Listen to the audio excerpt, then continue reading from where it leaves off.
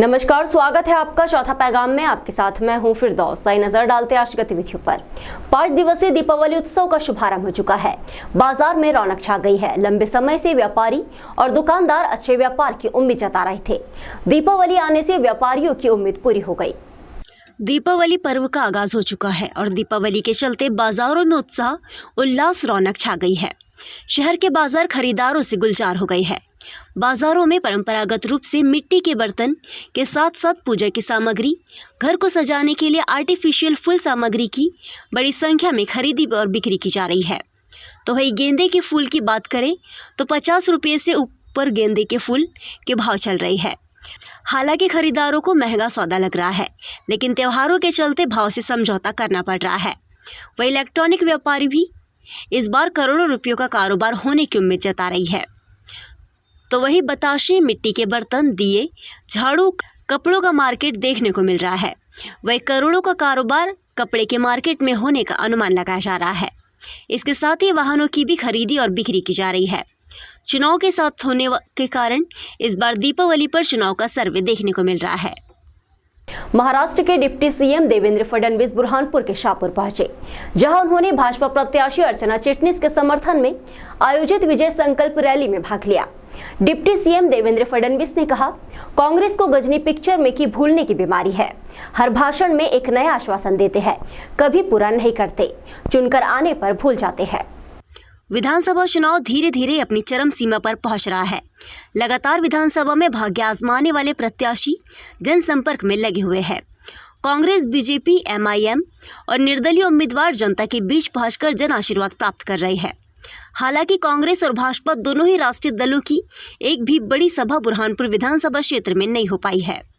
कैलाश विजयवर्गीय की सभा को छोड़कर वही भाजपा के उम्मीदवार के समर्थन में महाराष्ट्र के उप मुख्यमंत्री देवेंद्र फडणवीस शाहपुर पहुंचे और यहां पहुंचकर उन्होंने विजय संकल्प यात्रा में भाग लिया। ये यात्रा शाहपुर क्षेत्र में जगह जगह पहुंची, अंत में सभा के रूप में परिवर्तित हो गई। कमल के फूल का 1 नंबर वाला बटन दबाना है। अर्चना दीदी को प्रचंड मतों से विजय बनाए, कामयाब बनाए।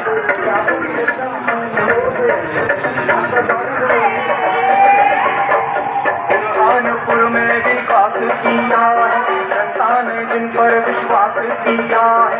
बुरहानपुर में विकास किया है, जनता ने जिन पर विश्वास किया।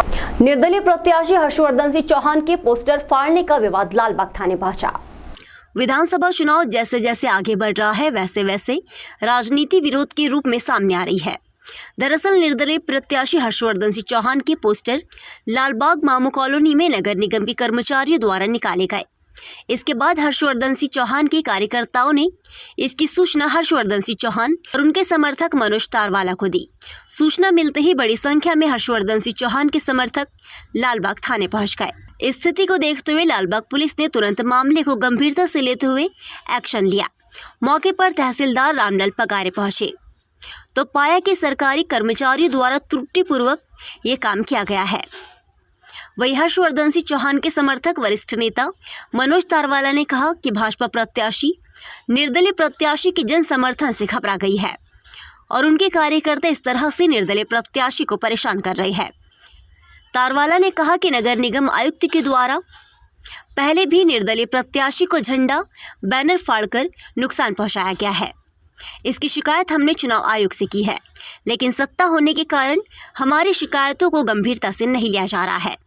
वही जिस कार्यकर्ता के घर से बैनर, पोस्टर उखाड़े गए, उसने कहा कि मैं जब कर्मचारियों को मना कर रहा था तो उन्होंने मुझे धमकी वाले लहजे में कहा कि जो करना है कर लो। वही तहसीलदार रामलाल पगारे ने कहा कि मामले में पंचनामा बना लिया गया है।